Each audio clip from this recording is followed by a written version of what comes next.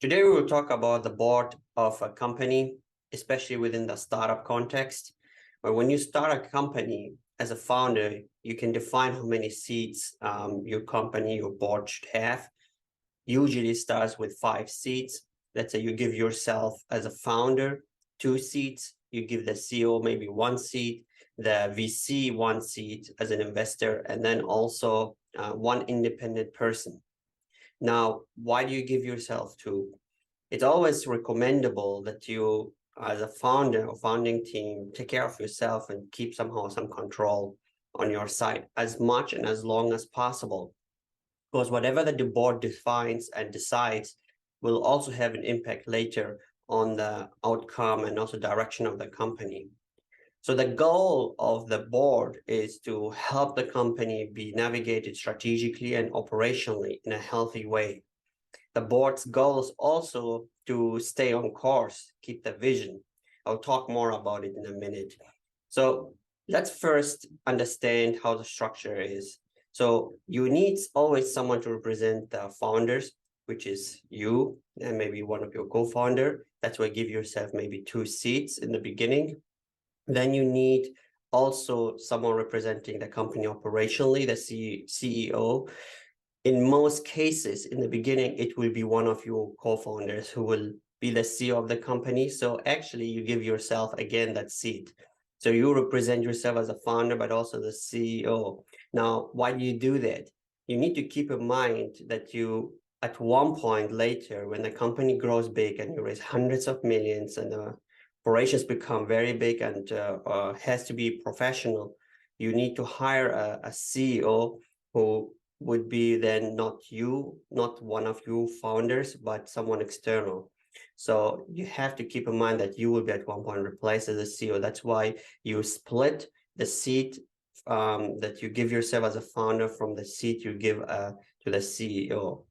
And then you need to always, of course, consider giving the VCs, the investors. Someone has to represent the venture capital investors, and that's why every round you will raise, let's say Series A, whoever led the Series A round will always want to have a seat on the board. Whoever will lead then later the Series B, C, D, and so on the round will always want to have a seat on the board. Keep this in mind that you give the investors also their seats. So later you will extend also your seats. You start maybe with 5 seats, but later maybe you will grow to 7 or even 9 seats. There are some who have 11, but I think this is a stretch. It's actually not very healthy for a company when you have too many seats on the board. Try to keep it at the max of 9 seats when you reach a level where you have hundreds of millions raised and several funding rounds and many lead investors on board. Now, what about the independent person you should have on your board? It's advisable that this independent person is someone you as a founder trust and also respect. It should be someone who is very experienced as a previous managing director or experienced CEO in another venture, even if it's not related to your industry, even if that person doesn't know very much in detail about your field. It's always recommendable to have someone who's very, very experienced in operations and also how to lead and grow a business. I think that's very important. Sometimes there are maybe certain startups who are maybe in life science or maybe certain deep tech or healthcare. You might maybe want someone who is more specialized in that field, but it doesn't have to. It's good to have someone specialized as an independent person who is subject matter expert, but it doesn't have to. The most important part is that you need someone who is very experienced in managing and growing a business operationally. So that would be very important. It's also sometimes also recommended to maybe suggest that person to be the chairman of the board. That's another topic in itself within the structure of the board. But who's the chairman of the board was also important. Make sure it's someone you respect and everyone respects, I would say, and who has a natural leadership, I would say, potential.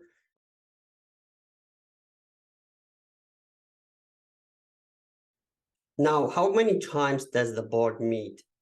So usually, I would say it's 4 times a year a board has to meet officially, like an official board meeting, and it should have always a review meeting, review of the operations after the official board meeting. So it's actually 8 times the board needs to meet, but 4 of them are official board meetings, and another 4 after the official ones needs to be for reviewing operations, what has been discussed, and see how it will be implemented and so on. So it's actually 8 times, but 4 of them are official board meetings where you vote and make a decision on the next steps. I think this is like a healthy, I would say, term or period of meeting. You cannot do it on a monthly basis because it's not really, I would say, company meeting. It should be just for strategic, discussing strategic aspects and operations, and see how the health of the company is, and also if the company is still on track in reaching its goals. So that's why every 3 months, every quarter, it's a healthy time period, and also having a follow-up meeting, reviewing the operations with the board is also, I think, a good thing. Review can happen also with the executive of the company. It doesn't have to be only with the CEO. So the board members can also meet with some executive where the changes have to be done, like if it's in sales or marketing, discuss it, have a follow-up with the executive, see how they're executing it, helping them maybe here and there. I think this is like important to understand and to keep in mind.